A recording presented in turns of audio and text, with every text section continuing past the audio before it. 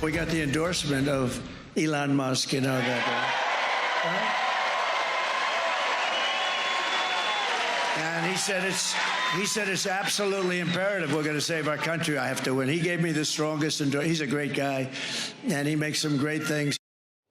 Donald Trump praising the world's richest man while making his case to swing state voters.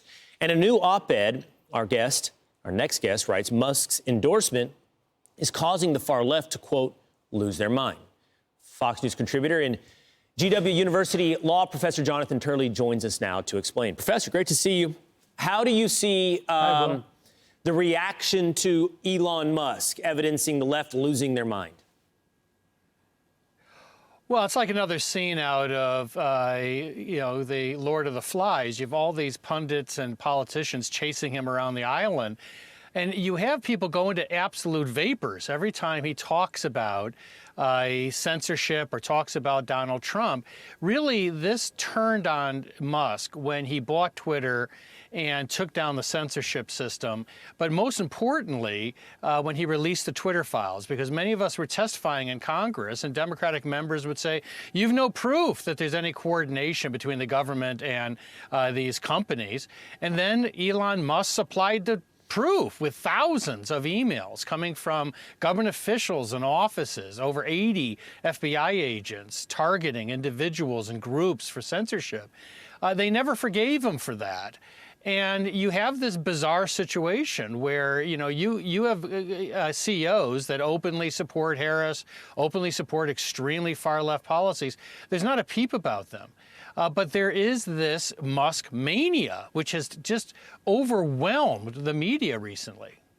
Yeah, and I think you and I together could come up with dozens of examples of that. There's, of course, the extreme lunacy of someone like, former ESPN host Keith Olbermann, who said that Musk should be arrested and deported.